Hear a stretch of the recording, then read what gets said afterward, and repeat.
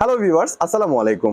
আপনারা দেখছেন voice of সুফি। আপনাদের সাথে পুরো ভিডিওতে থাকছি আমি সুফিয়ান।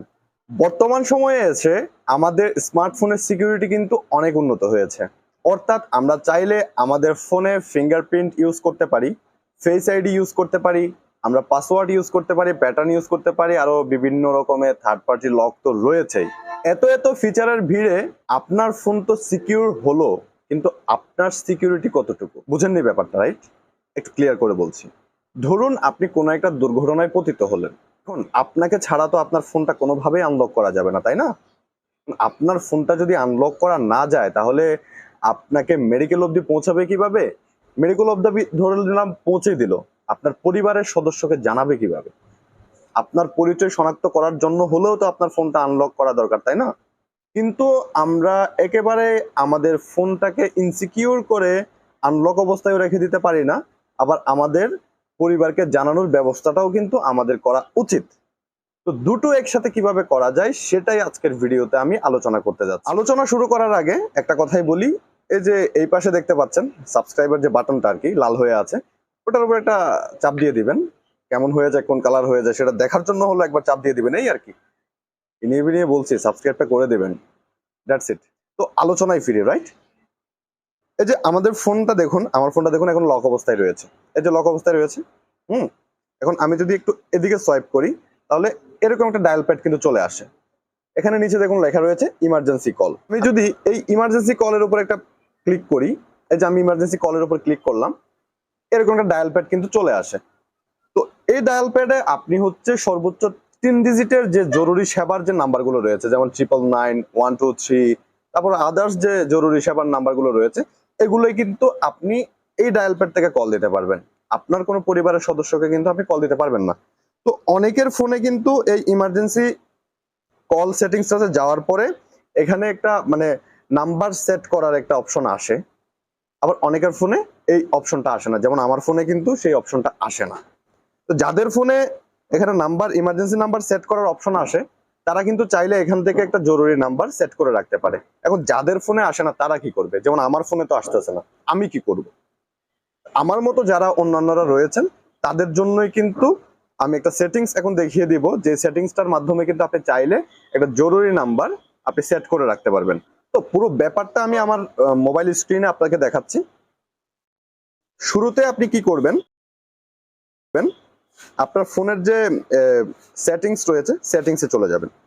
সেটিংসে আসার পর এই যে একটু নিচের দিকে আসলে এখানে আপনি দেখতে পাবেন যে সেফটি অ্যান্ড ইমার্জেন্সি একটা অপশন রয়েছে। সেফটি অ্যান্ড ইমার্জেন্সি যে অপশনটি রয়েছে এটার উপর একটা ক্লিক করে দেবেন। এটার উপর ক্লিক করার পর দেখুন আমার এখানে কিন্তু অ্যারো মার্ক দিয়ে দেখাচ্ছে যে আমি পাওয়ার বাটনের সাহায্যে কিন্তু এই জরুরি নাম্বারগুলো বের করতে পারবো। আপনার ফোনে অন্য মাধ্যমও হতে পারে, সেটা আপনি একটু ঘাটাঘাটি করলে কিন্তু খুঁজে পাবেন। তো এখানে এসে কিভাবে সেট করবেন দেখুন, ইমার্জেন্সি কন্ট্যাক্ট যে লেখাটা রয়েছে সেটার উপর একটা সিম্পলি ক্লিক করে দেবেন। ক্লিক করার পরে এখানে আমি আমার আব্বু এবং আমার আম্মুর নাম্বার জরুরি নাম্বার হিসেবে সেট করে রেখেছি। আপনি এখানে সর্বোচ্চ 3টা নাম্বার কিন্তু সেট করতে পারবেন। তো আপনাকে নাম্বার সেট করার জন্য যেটা করতে হবে, যে অ্যাড যে লেখাটা রয়েছে সেটার উপর একটা সিম্পলি ক্লিক করে দেবেন। ক্লিক করার পর আপনার কন্ট্যাক্ট লিস্টটা কিন্তু এখানে শো করবে। আপনি জাস্ট ওইখান থেকে যে কোনো একটা নাম্বার সেট করে রাখবেন। যে কোনো একটা বলতে আপনার যেটা জরুরি মুহূর্তে কাজে লাগবে, সেটা লাইক আপনার আব্বু আম্মু, আপনার ওয়াইফ, আপনার হাজবেন্ড, যাই হোক না কেন, ওই নাম্বারটা আপনি এখান থেকে সেট করে দেবেন। আমি দেখানোর সাথে একটা নাম্বার ক্লিক করলাম। এখন এখান থেকে যদি আপনি আবার ডিলিট করতে চান সেটাও কিন্তু আপনি করতে পারবেন। এই যে 3 ডট আইকনটা রয়েছে, এটার উপর একটা ক্লিক করে দেবেন, এই যে ডিলিট করে দেবেন, ব্যাস ডিলিট হয়ে গেছে। তো আপনি এভাবে করে কিন্তু ইমার্জেন্সি নাম্বার সেট করে রাখতে পারেন। তো এবার আমি আপনাদেরকে একটু দেখাই বিষয়টা কতটা কাজ করছে। এই যে আমার ফোনটা এখন দেখুন লক অবস্থায় রয়েছে। এই যে আমার পাওয়ার বাটন, আমি পাওয়ার বাটনে প্রেস করছি। এই যে দেখতে পাচ্ছেন এখানে কিন্তু জরুরি নাম্বারগুলো চলে আসছে। তো এখন আপনি এখানে সিম্পলি যে কলের আইকনটা রয়েছে ওখান থেকে একটা কল দিয়ে দিবেন, হয়ে যাবে। হ্যাঁ, তো এই কাজটা আপনি কখন করবেন? ধরুন আপনি দেখলেন যে আপনার সামনে কেউ একজন দুর্ঘটনা অবস্থায় পড়ে আছে, অথবা সে আহত অবস্থায় মুমূর্ষু অবস্থায় পড়ে আছে।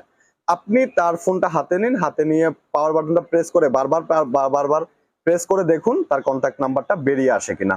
অথবা যে ইমার্জেন্সি কল যে লেখাটা রয়েছে সেটার উপর ক্লিক করে দেখুন সেখানে কোনো ইমার্জেন্সি নাম্বার সেট করা রয়েছে কিনা। এবং আপনি নিজেও আপনার ফোনে এই সেটিংটা করে রাখুন, যাতে করে আপনি যদি কোনো মুমূর্ষু অবস্থায় রাস্তার পাশে পড়ে থাকেন বা যে কোনো দুর্ঘটনায় পতিত হন, তাহলে অন্য কেউ যেন আপনার পরিবারটাকে সংবাদটা দিতে পারে। তো এখানে আরেকটা বিষয় অনেক গুরুত্বপূর্ণ, যেটা হচ্ছে যে যারা হচ্ছেন আমাদের আপুমনিরা রয়েছেন, রাস্তাঘাটে চলাফেরা করেন, চাকরি বাকরি করেন, তাদের জন্য এটা অনেক বেশি গুরুত্বপূর্ণ।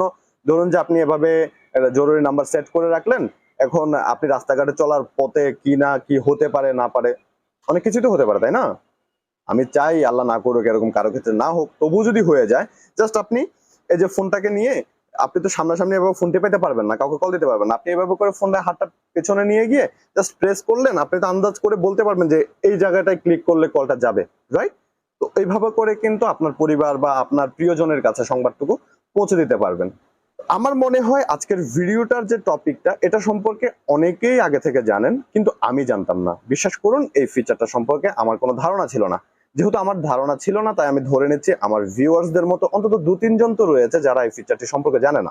তো আজকের ভিডিওটা কিন্তু সবার জন্য না, শুধুমাত্র যে ব্যক্তিটা এই ফিচারটা সম্পর্কে জানে না তাদের জন্য মেক করা।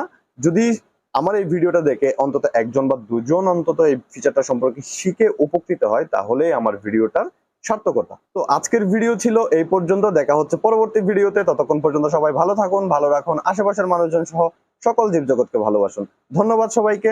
আসসালামু আলাইকুম। খোদা হাফেজ।